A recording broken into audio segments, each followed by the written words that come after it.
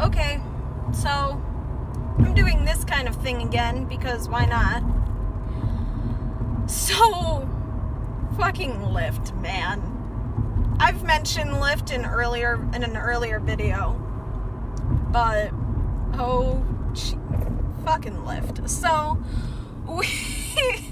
So I got a scheduled pickup days ago for today, Tuesday at 12:45. So I was told by Lyft, go online at 12:30 to 12:40 and you will get a request, and that is your scheduled pickup. I said okay.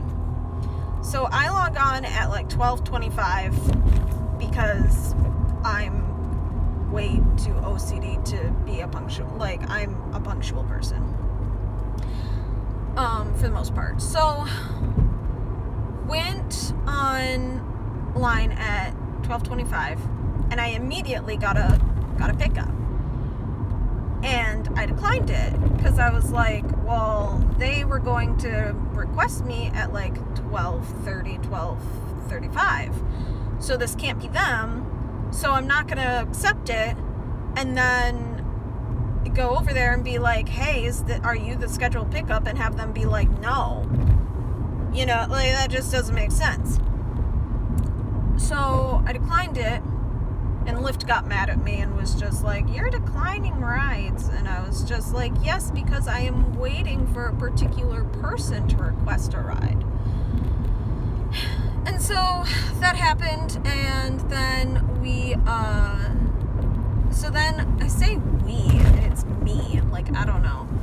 So then I look at the scheduled pickup because the person didn't request me, and I was like, was it that person? So then I go and I look at the little app thing, and it says my scheduled pickup is still there, and I would think that if I deleted the person or denied the request that it would go away. So I was like, okay. So, and to top it off, I still don't know if the person that requested the ride is the same person. So I was like, okay. So it says like, oh, there's a near this pickup address, and I was like, okay. So I went to the near pickup address and I knocked on the door, and no one was there, and I was like, all right. So then went to I like went and sat back in my car and waited a little bit longer, and I posted on Facebook being like, okay, fellow drivers, I seriously have zero idea what to do. So then the neighbor came out, and I like got out of my car, and I was like, do you know of a Cheyenne that lives around here? And she said, no, but he might, and pointed to the door that I knocked on. And I was just like, he might? And she was like, yeah, because he's just a really nice fellow who talks to everybody. And I was like, okay. So went over, knocked on the door again, and then no one answered. And so then I turned around to look at like everything, to look at the street, and saw a car pulling up that had a little, the little like light things that they have on the top of the cars for like taxis and stuff. You can get those for Lyft if you give enough rides. And so I was like, and it said Lyft, and I was like, why is another person here? That, like, Cheyenne must have been the person. And so I went up, and I was like, hey, and they were like, hey, and I was like, okay, so pretty much what's going on is, blah, blah, blah. And I told her the entire story that I was just telling you. I'm parked now. And so I told her everything that went on, and she was like, well, I got a thing from some woman named Cheyenne, and like, it doesn't tell me anything. And I was like, yeah, so I have zero clue.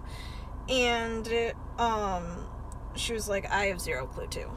So we sat there and we waited, you know, like just sat there and waited, especially because she has one of those little bar, like light thingamabobs, because then, it like you can see that more than my like sticker on my passenger side, you know?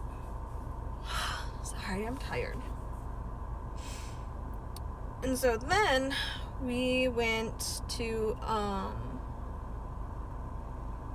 so then I was talking to her, and we sat down, and she was in her car, and I just sat on the grass, so that then I could see like her in her car, and we sat and talked and bonded for like 40 minutes, and she talked to me about her kids and her husband, and, you know, like, just, how she, like, had stuff to do that day, and how she started driving for Lyft, and why she started, and how long it's been, and I told her about, my schooling, and, you know, just random stuff, like, and we were just bonding about it, and,